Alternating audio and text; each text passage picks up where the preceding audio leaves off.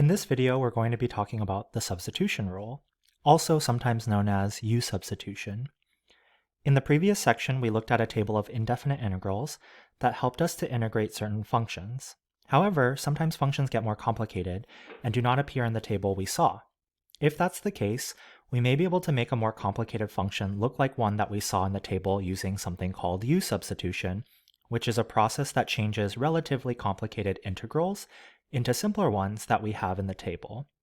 Follow the directions in the example below to see how U-substitution works. So example 1 wants us to evaluate the indefinite integral of 2x times the quantity x squared plus 1 raised to the 30th power dx.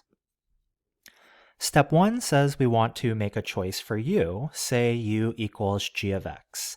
So before we get started with that, it actually turns out that we could, if we wanted to, solve this integral without using U-substitution. The problem is that we're raising a binomial to the 30th power, which means that if we wanted to do this without using U-substitution, we would need to expand that to the 30th power, and that would be a lot of multiplying. So let's see if there isn't an easier way about going about this question. So what I'm going to do is I'm going to set u equal to the function inside of the parentheses, which in this case is x squared plus 1. From there, step 2 says compute du dx. So if I were to take the derivative with respect to x of the left side, I'd get du dx.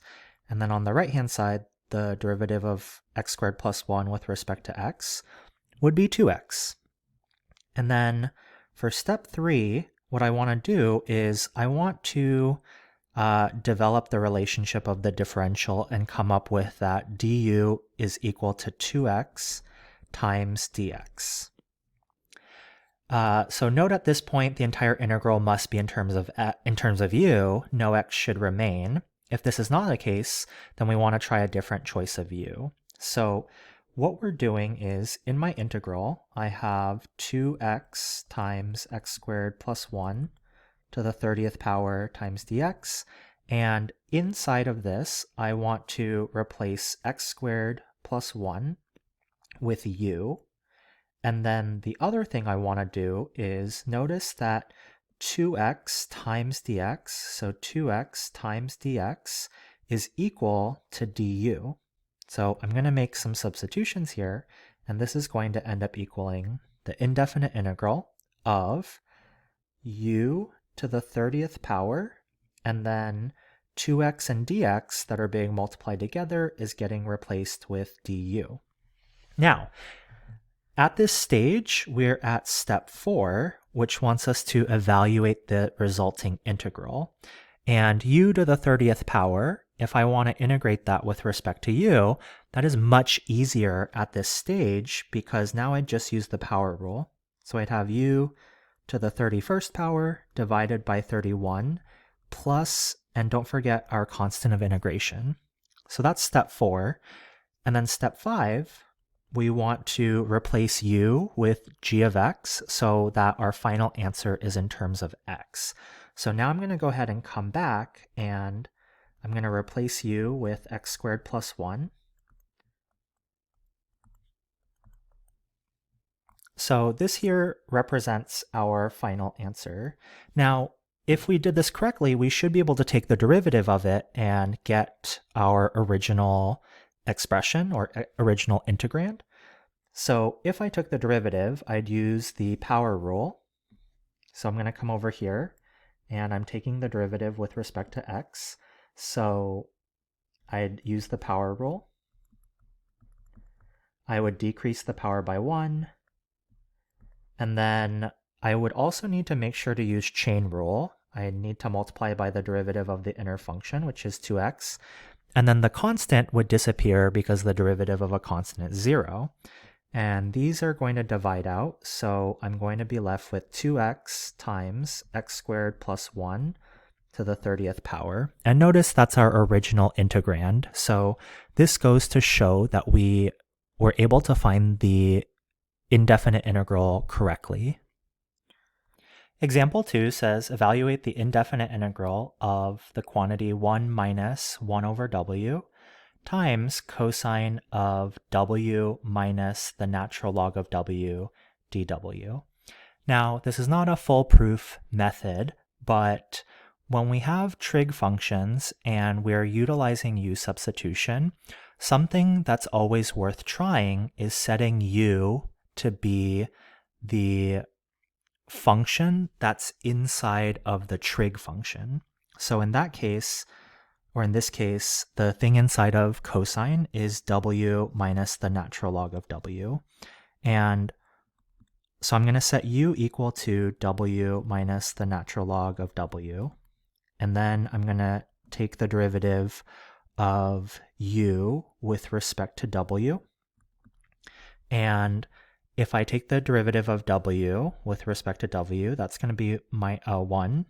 And then minus the derivative of the natural log of w, which would be 1 over w. And from here, I want to solve for du. So we get that du is equal to 1 minus 1 over w times dw. And so what's nice now is if we look in our original integral, I know that u is equal to w minus the natural log of w, which that's happening right here. And then the other thing is I know that du is equal to 1 minus 1 over w times dw. So what I can do at this point is I can start making those substitutions. So this thing is equal to the indefinite integral of cosine of u, and then all the purple stuff gets replaced with du. And this is a much easier function to integrate now, because if I have the integral of cosine of u, the antiderivative of cosine is sine. So at this stage, that is equal to sine of u plus c. And now we just want to go ahead and substitute back in terms of the original variable. So I have sine of, we originally set u to be w minus the natural log of w, and then we have plus our constant of integration. So this is our final answer. And again, we can double check that this is correct by taking the derivative with respect to, in this case, it'd be w. So the derivative of sine is cosine. So cosine of w minus the natural log of w. And then I need to use chain rule. So I would multiply by the derivative of the inside, which is 1 minus 1 over w. And then the constant, the derivative of the constant is 0. So notice that this is in fact the original function that we were integrating. So that shows that we have done this correctly. There's no hard and fast rule when it comes to choosing what your value for u should be. Making an appropriate choice will come with experience. However, we note that there are many integration problems in which no choice of u will work. In such cases, other methods need to be used, which we'll discuss in the future. So the substitution rule basically says if you have u equal to g of x, and that's a differentiable function whose range is an interval capital I, and f is a continuous function on that interval I, then the integral of f of g of x times g prime of x dx is equal to the integral of f of u times du. So let's get some more practice behind this. So example 3 says evaluate the following indefinite integrals. Part A, we have the indefinite integral of cosine of 8x times dx. And previously we said that when you have a trig function and you're trying to use u substitution, oftentimes it's worth trying to set u equal to the thing inside of the trigonometric function. So here I'm going to set u equal to 8x. Then if I take the derivative of both sides with respect to x, I get du dx is equal to 8. Now, I'm going to solve for du. I get du is equal to 8 times dx. Now, This differs a little bit from the previous examples because nowhere in my integral do I have the quantity 8 times dx. So I'm going to go about this slightly differently now, and I'm going to take this equation here and I'm going to solve it for dx. And if I do that, all I need to do is divide both sides by 8. So on the left-hand side, I would have 1 over 8 times du is equal to dx. Now, why am I doing that? Well, if we have the integral of cosine of 8x dx, what we can do is dx is equal to 1/8 times du, so we can just substitute that in. So this is going to end up equaling the indefinite integral of cosine of, and then here we know that u is equal to 8x, so I'm going to go ahead and plug in u, and then dx, here, I know that dx is equal to 1/8 times du, so I'm going to go ahead and substitute that in. Because 1/8 is a constant, I can just take that outside of my integral. So I have 1/8 times the integral of cosine of u du. Now, the antiderivative of cosine, this is going to give us 1/8 times. The antiderivative of cosine of u is sine of u, and then we have our constant of integration. Then from here, I want to plug in or replace u with our original 8x value. And here is our final answer. Okay, part B, we have the indefinite integral of cosine of the square root of x all over the square root of x times dx. So once again, we have a trig function here.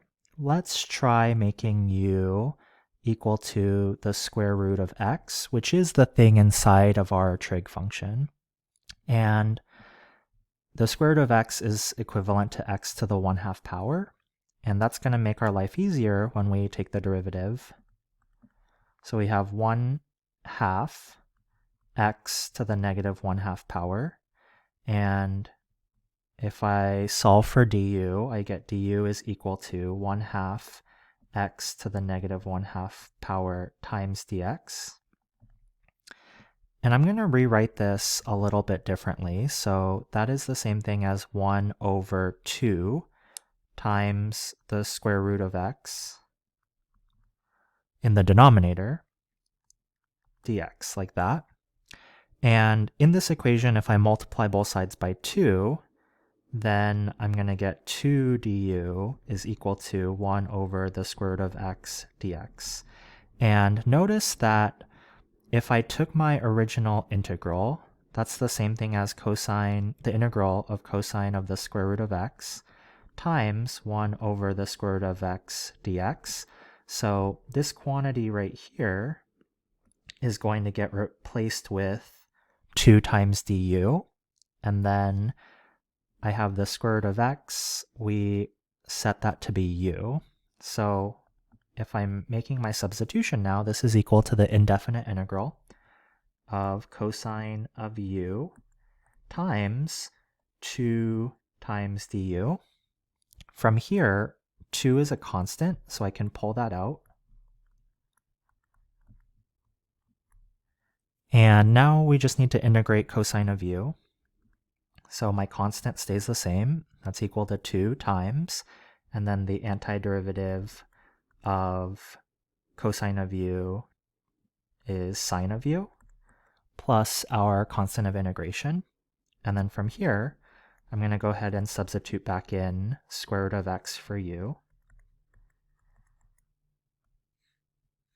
And that's our final answer. Okay, so for part C, we have the indefinite integral of the quantity x plus secant squared of pi times x dx. Now, previously we've learned some properties about integrals, so the really nice thing about that integral is I can take this and I could separate it or break it up into 2 different integrals. So let's go ahead and do that. I have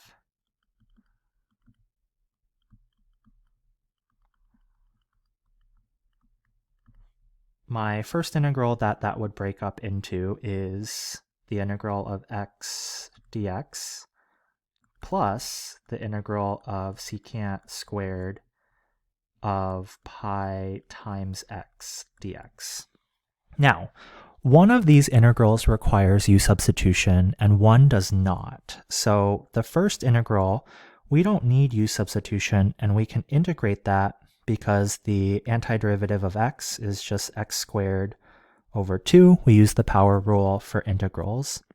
Now, for my second integral here, again, we have a trig function.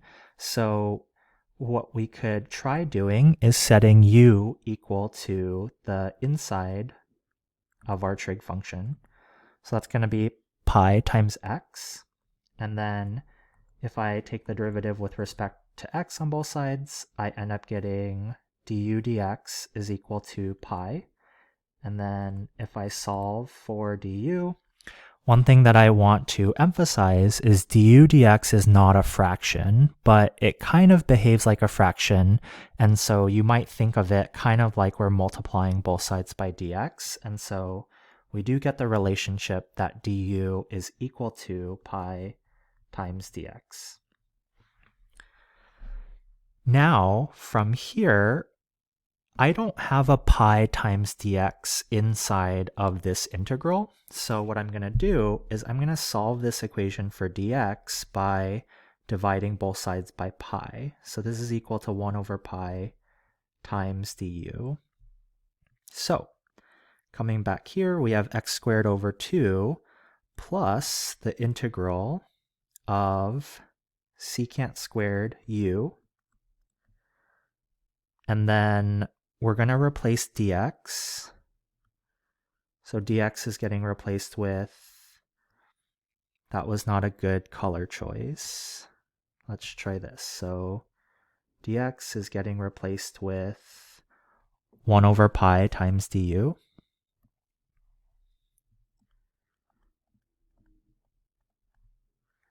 And 1 over pi is a constant, so this is now equal to x squared over 2.